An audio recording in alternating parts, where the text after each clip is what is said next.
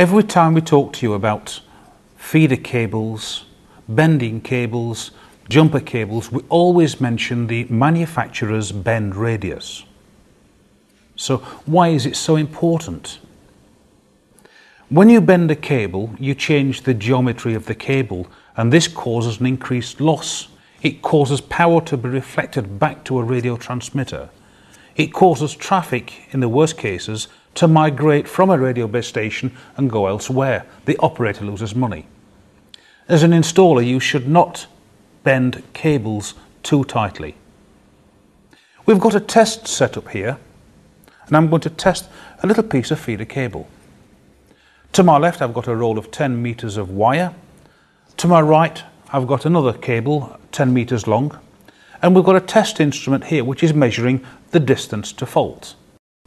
This, by the way, is a typical instrument that would use to test a complete antenna system after we've installed it.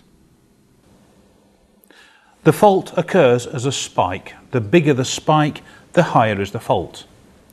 As you see here, we've got a huge spike, and this is because I've magnified the fault a lot. So we're looking in really microscopically at these faults now. And this actually is a normal reflection from a connector at the instrument. After my roll of 10 meters of cable, we have got a connector. And this is the connection to this piece of feeder cable. At the other end of the feeder cable, we have got another connector, and that's this one here. Then I've got another roll of 10 meters of wire, and here we have the dummy load at the end. And that's just a resistive dummy load pretending to be an antenna. Everything's okay so far.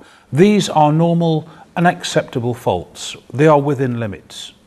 But let's bend the cable and see what happens to the fault situation. Incidentally, the bend radius of this cable is supposed to be 25 centimeters. If it's bent any sharper than 25 centimeters, then the manufacturers don't guarantee what will happen to it.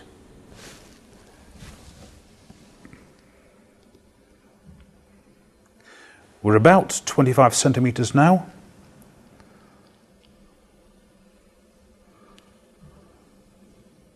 And you can see a fault is starting to occur in the center. Now the fault is rising, and it's now going up towards unacceptable limits.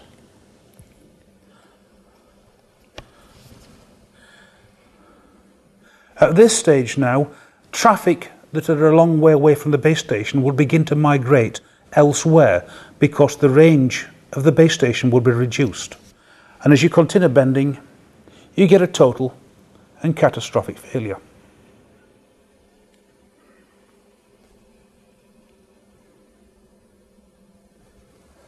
At this stage now, most of your traffic would have migrated, and that is why you need to adhere to the manufacturer's bend radius.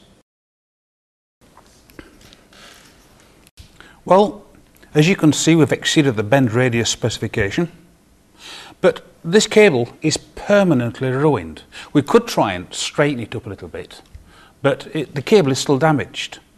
So what have we actually done inside it? Well, the cable should look like this. The impedance of the cable is governed by the diameter of the outer conductor to the diameter of the inner conductor.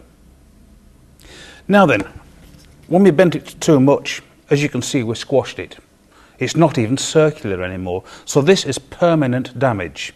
So this is why we can only bend a cable a limited number of times, and even then we must follow the manufacturer's bend radius specifications.